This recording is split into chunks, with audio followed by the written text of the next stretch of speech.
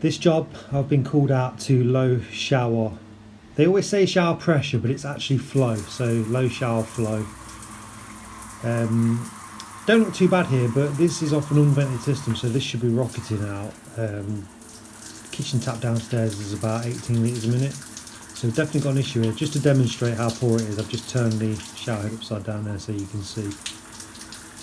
But the main thing to look for on showers is in the hot feed there and the cold the other side, there's a filter either side somewhere before it goes in to protect the cartridge.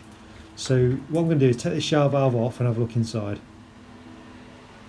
So you can see there you've got the back plate on the wall which holds the shower on, and then the two feeds there, hot and cold. I had a quick look in there, they're clear.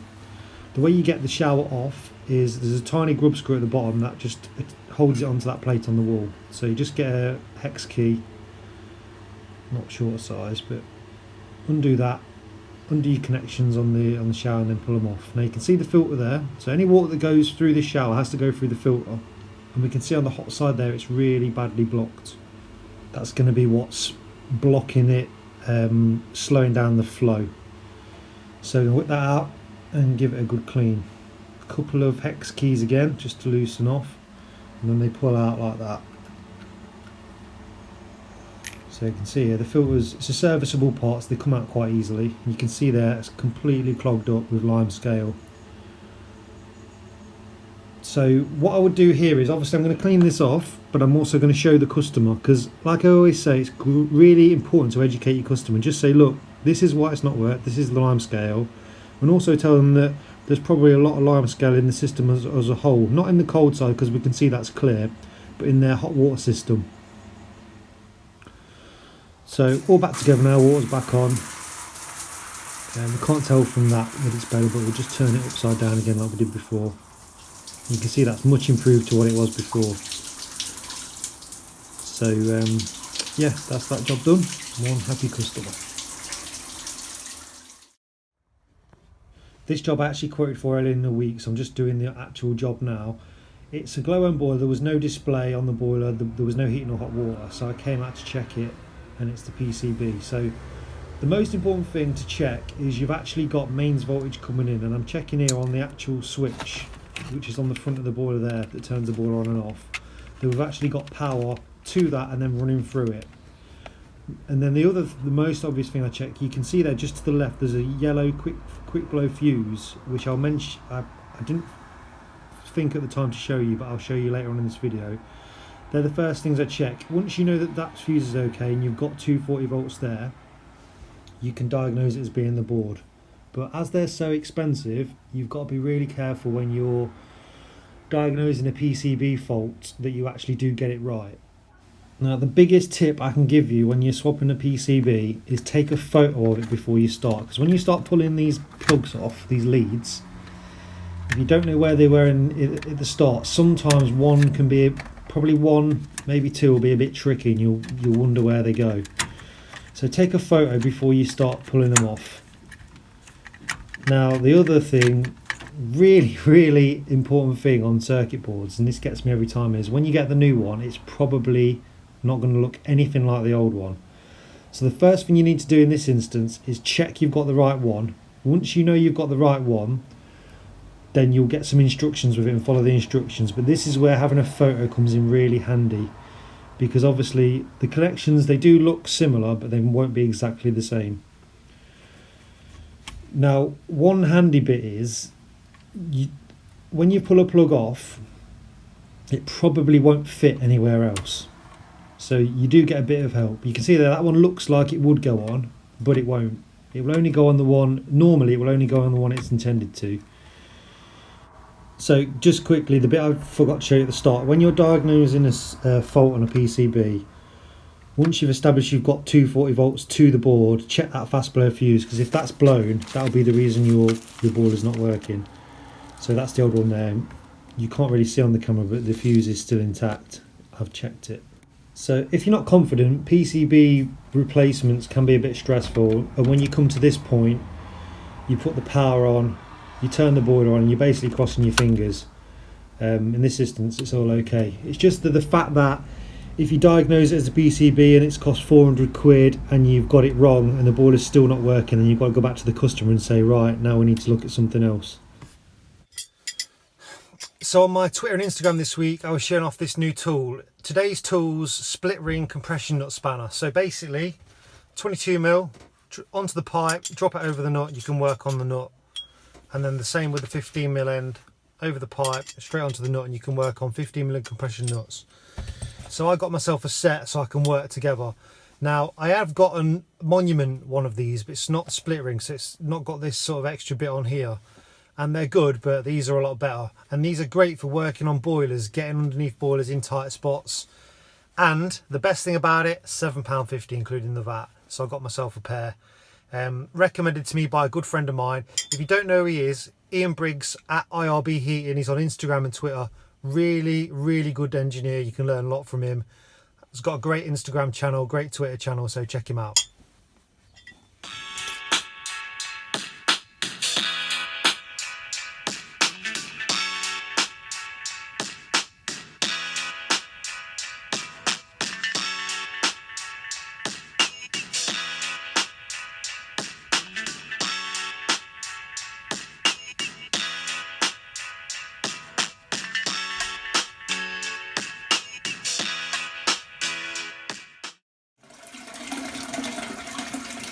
Sorry to point the phone down the toilet, guys, but this job is an overflowing toilet. Now this is an internal overflow, so the excess water is running into the pan. Now this is an ideal standard toilet, see there. I come across this issue a lot, and it's either one of two things. If this has failed, it will be overflowing like it does. But if you're just getting a slight trickle of water into the pan, it's because the seal on this siphon's failed. And that happens all the time. Now, you're probably thinking, oh, that means ideal standard toilets are shit. Well, I'm an optimist, so I feel the exact opposite. I find it all the time because they sell so many toilets that you're bound to see more go wrong than the brands of toilets you don't see very often. So if it is a slight trickle here at the side of the pan, and it's occasionally refilling, it's the rubber seal on the bottom of this. So to get these out, give it a twist.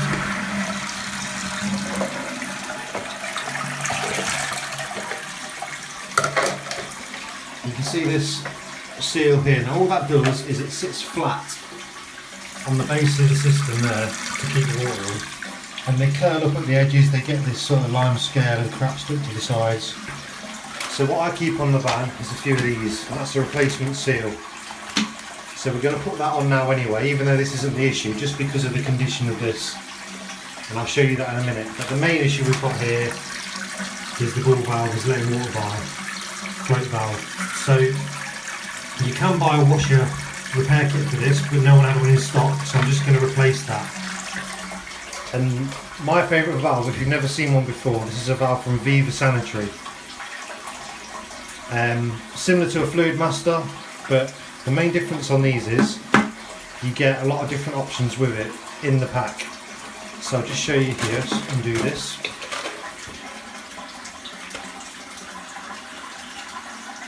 So the brass tail comes out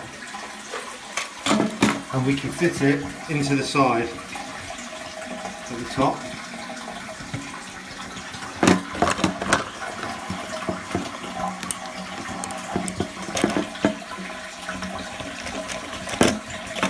Like that. So now if you had a side entry toilet where the wall came into the top, you've got a side entry float valve all in one pack, and it's still got the brass shank. They're really nice valve, these Viva Sanitary. They're not expensive either, so these, I keep a lot of these on the van. So we're going to fit this into here now. Now the thing to think about with valves like this is, because they fill from the bottom, when the system fills up and the float makes, the water level is going to be up here somewhere. So the outlet is below the water level, which means you've got to think of some backflow protection. Because if you've got any back siphonage, it's going to pull the contents of this system into the wholesome water. So any ball valve, float valve that's bottom fill has got to have some kind of backflow protection. So if you're not aware of that, just look it up. Okay, so I took the system off. Now, if you didn't know how a cistern attaches to a pan, they're all different, but on this one you've got 2 bolts that are made into the cistern and they drop through these 2 holes here. And on the underside of the holes you have a wing nut, a metal washer and a rubber washer. And these tighten on here and they literally pull this down and squeeze it onto that. And then between here, where the water comes out of the cistern, you have a rubber washer that seals between there and there. So this squeezes down onto that, that makes your water seal, and then this is your cold inlet into the valve from the bottom. So we're going to whip this out now just by undoing this nut.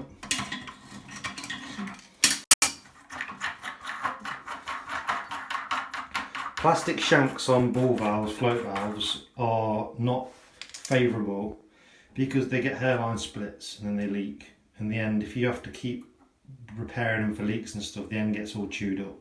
So I much prefer something with a brass shank.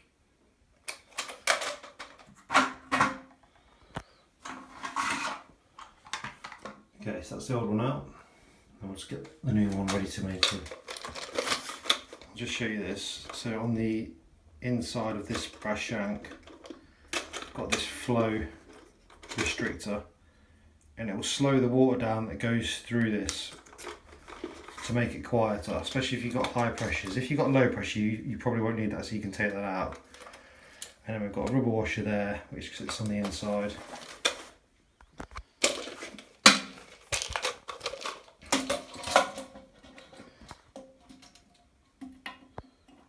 So I'll just offer that in.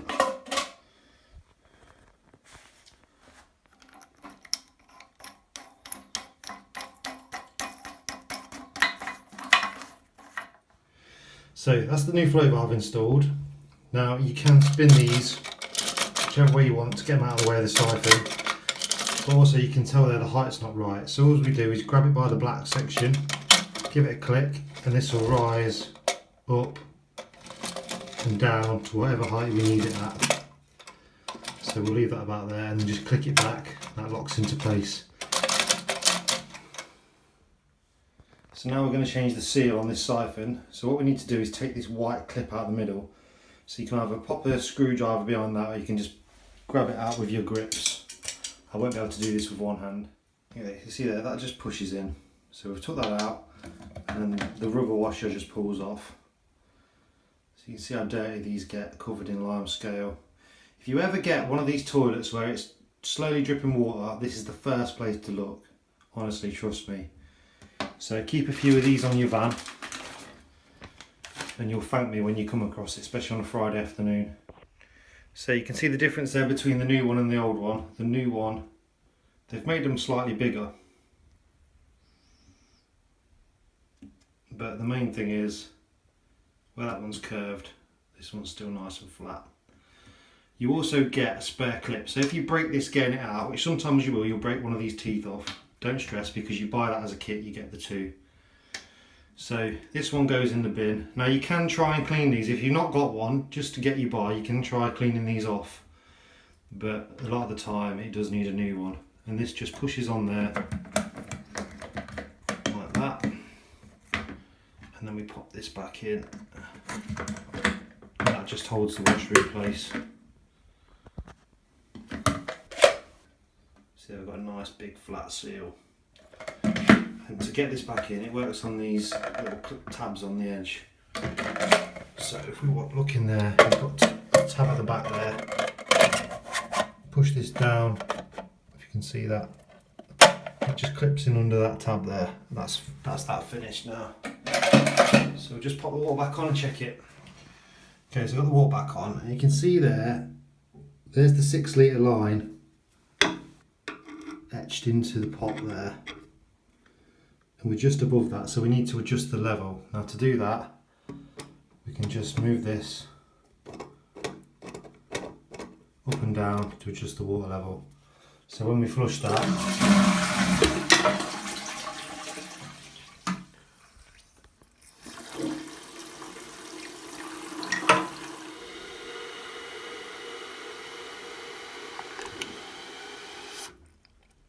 just over it there, that'll do. So we can just adjust the level of that. You can still turn this whichever way you need to turn it, and we've cured the issue of the toilet overflowing.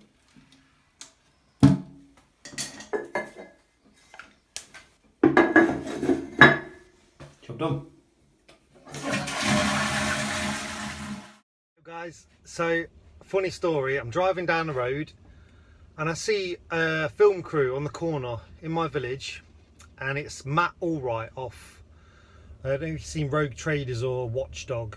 He does the One Show as well, I think.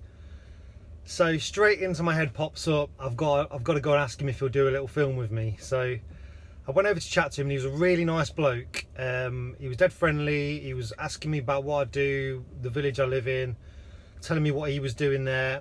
And after I'd spoke to him, I said to him, look, I do stuff on social media to promote the plumbing industry. Do you fancy doing a funny video with me? And credit to him, he just said, yeah, what do you want? And straight away did it in one take. So here's the video now. Hope you find it as funny as I did, and thanks again to Matt Allwright for doing it with me.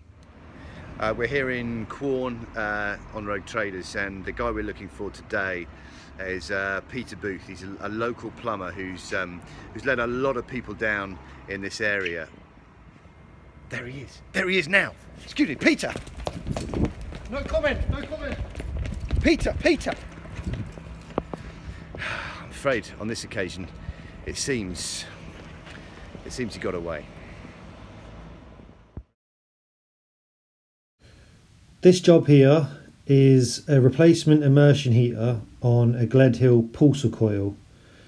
I really hate these things. They also make one called a Boilermate, but I'm just going to show you, basically explain how this works. So you got this silver tank full of water, which is directly heated from the two immersions, and then the heat is pumped from that tank of water through a plate heat exchanger, similar to what you get on a combi. So if you imagine the water that's in this tank in the thermal store travelling through one half of this plate heat exchanger, being pumped through, and then when you open the tap, the cold water comes through the bottom, picks up the heat out of there and goes to the taps. And yeah, this job was just replacing one of these immersions that wasn't working. These take ages to drain down, there's a lot of water in them. So yeah, that's it, Gledhill pulsar coil. So if you've got to work behind a washing machine and you're on a vinyl floor, you can sometimes, the feet will dig into the vinyl and it will rip, especially if you're on your own. There's different ways of getting them out, but what I like to do, and this is a tip someone showed me, is use some fairy liquid or anything like that, and you can slide it out without damaging the floor. So I'll just show you how to do that now. So work out where your feet are, either by tilting it up or just have a feel, so we know the foot's there. And then just get a little drop of fairy liquid on the floor on each foot, and then when you hit it, it will then slide back easy. So I'll just do the other side.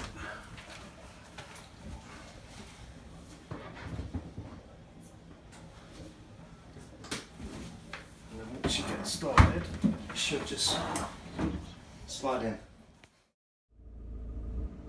Saturday morning, and it's about 11 o'clock, and I've done well today. I've got all my jobs done, and it just got me thinking, you know, when you're self-employed, if you've got nothing to do, if you've not got a full day's work, or you look at your diary and you think, I've not got much on next week, you can sort of, well, I do, sort of panic a bit and think, oh God, I've got nothing to do, not going to get any money, I'm never going to get any more jobs again. And it's, I don't know if it's my frame of mind, but that's how I think about things. So I always have to be busy, and I always am busy. And like today, finished at 11, 11:15, and I'm thinking, okay, I'll go and wash the van or do a bit of paperwork. And then your phone goes, someone's screwed for a gas pipe. So I'm gonna go and do that now. And then more than likely, while I'm doing that, something else will come in, and I'll just have a full day's work again today. But yeah, it's something that keeps me, I don't know, it keeps me grounded, just the fear of not having any work.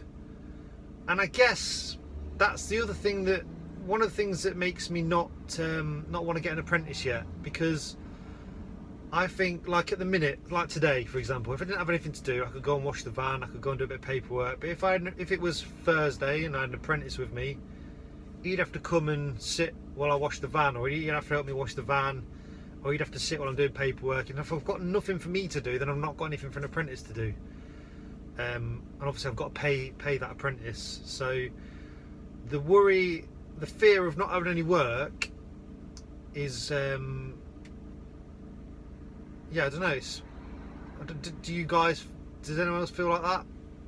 Can't explain it really, but yeah. So anyway, we'll go in and have a look at this gas pipe. Someone's screwed a floorboard down and gone straight through the gas pipe. Right, we've got a gas pipe here, and it's been notched into this joist right down the middle. And the chap's been securing the floorboards, and he's put his screws in the middle. Obviously he's a DIY, he's not a tradesman, so he didn't know, but he's managed to put a screw straight through the middle of that pipe. The pipe's quite tight to the top, so I can't. Easiest job for me would be to press this, but the fittings won't fit in, so I'm just going to cut it there, and then we're going to solder in a new piece. So first thing we've got to do now, the chap's, because he's put a screw through the pipe, he's already isolated the gas supply there, but I'm going to take the meter out because I'm going to be soldering on the meter. So what I do in this instance is I'll disconnect the meter, take it outside. I've got two little blue plastic caps that I put over so we don't lose any gas out the meter, just to make it safe while I'm soldering. If you solder with a gas meter on, there's a chance that the flame can flash back, and if that happens, things go bang. So cutting just a section of the pipe out with the pipe slice. Doesn't really matter how much you cut out. You could, I guess, if there was enough play on it, you could just cut out the exact point where the hole is and just put one socket on. But we're just going to put two on. It's easier. So this is the bit you can see he's screwed through there. He's not actually gone all the way through. He's just caught the other end, but still, better give him a bit of a shock when the gas started coming out. So I've cleaned up the ends of the pipe. I always clean inside my fittings. And then, if you've not seen this before, this is a fluctuator. It's just basically your flux in a tool rather than an open tub and a brush. So I flux the pipe only, not the fitting, and then once you've put it all together, I wipe any excess flux before I start soldering. The reason for that is if you've got a run of flux down the side of your pipe when you heat it up, the solder is inclined to run with the flux. So, and then I'm just showing you these are actually soldered now. You can't really tell on the camera, but there is a decent bead of solder around that joint, and I've polished it up with some wire wool. So that's the bit I've finished. When I turned the gas back on, we still had a drop, and you can see there he's gone actually through it twice in two different spots. So now we've got to sort this one out. So what I'm going to do here is cut the pipe the other side of the clip and sweat the piece of pipe out of that elbow. Now I hear a few people call it desoldering. I've never ever called it desoldering. I just call it sweating it. So cleaning the ends of the pipe, what I want to do is get this all ready, so when I sweat the old piece out, I can then, while it's still hot, get the new piece in and just do it all in one go. So you can see there, cleaning the inside of the fitting again, got my pipe fluxed ready with the fluctuator again, so we're ready to go. Now all I've got to do is heat this up and pull this section of pipe out. If you get your grips on and start to try and turn it, you'll hear and you'll also feel when the solder's wet, melted enough for you to get it out. And then while it's still warm, just put it all back together. Just pushing it on there and then soldering it.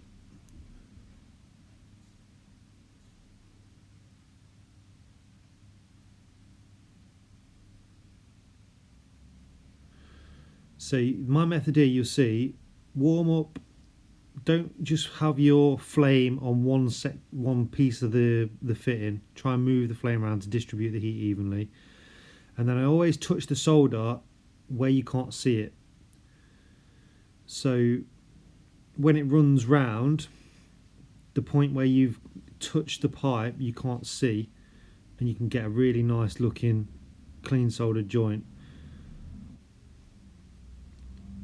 Now just wipe it down with a sort of damp rag and then give it a good clean with some fine steel wool. I mean, I'm doing this because it's for a YouTube video. Normally I would just wipe it and that would be it, maybe give it a little bit of a clean, but I'm just polishing it up just to show you. So I'm not going to show you this because I don't want to encourage anyone to do non-gas work, but I am going to put the meter back in and then do a full tightness test.